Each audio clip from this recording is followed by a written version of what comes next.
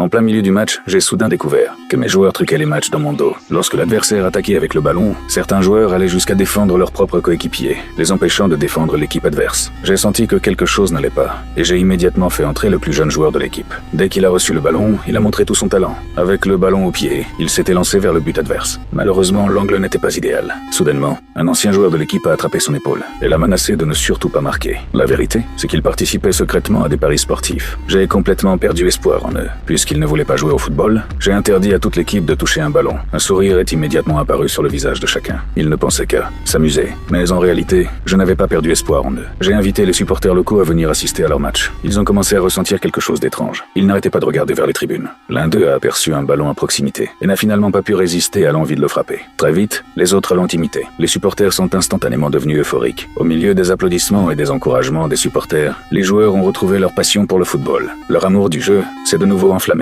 Par la suite, j'ai promu ce joueur au poste de capitaine. J'espérais qu'il serait capable d'assumer la responsabilité de diriger l'équipe. Petit à petit, ces joueurs rebelles ont commencé à me faire confiance. L'équipe Météor est revenue sur la bonne voie. Tout le monde s'entraînait avec acharnement. La coordination entre les joueurs devenait de plus en plus fluide. Finalement, nous avons atteint les demi-finales de la Coupe de Russie. Mais les malheurs arrivent sans prévenir. J'ai reçu une terrible nouvelle. Mon père était décédé. Pourtant, c'était le moment le plus important pour l'équipe. Je ne pouvais pas les abandonner. Le jour de la demi-finale, les deux équipes ont tout donné. Le match était extrêmement disputé. À l'instant décisif, le capitaine a récupéré le ballon avec précision. Après une action parfaitement coordonnée, le ballon a fini au fond des filets. L'équipe Météor s'est qualifiée pour la finale sur le score de 1-1. Pour me témoigner leur respect, les joueurs ont porté des maillots imprimés avec la photo de mon père. Les supporters ont également déployé une immense banderole pour m'encourager à leur manière. Lorsque j'ai vu le portrait de mon père, je n'ai plus pu retenir mes larmes.